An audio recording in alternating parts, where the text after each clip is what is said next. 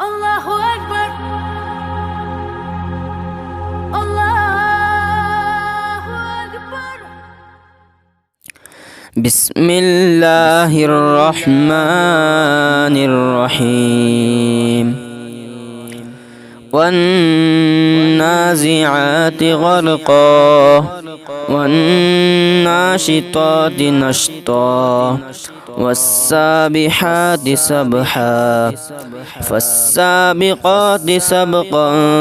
فالمدبرات أمرا يوم ترجف الراجفة تتبعها الرادفة قلوب يومئذ واجفة أبصارها خاشعة يقولون أئنا لمردودون في الحافرة أئذا كنا عظاما نخرة قالوا تلك إذا كرة خاسرة فإنما هي جزرة واحدة فإذا هم بالساهرة هل أتاك حديث موسى إذ ناداه ربه بالواد المقدس طوى اذهب إلى فرعون إنه طغى فقل هل لك إلى أن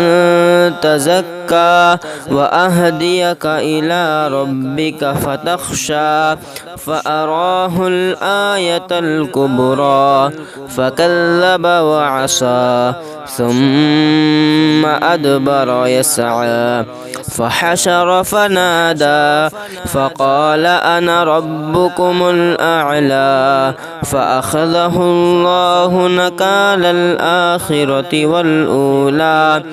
إن في ذلك لعبرة لمن يخشى أأنتم أشد خلقا أم السماء بناها رفع سمكها فسواها وأغطش ليلها وأخرج ضحاها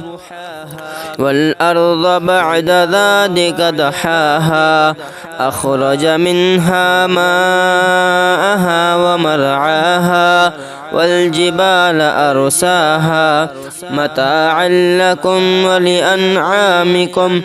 فإذا جاءت الطامة الكبرى يوم يتذكر الإنسان ما سعى وبرزت الجحيم لمن يرى فأما من طغى وآثر الحياة الدنيا فإن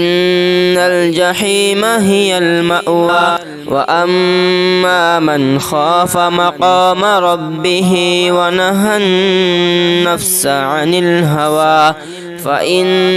الجنة هي المأوى يسألونك عن الساعة أيان مرساها فيما أنت من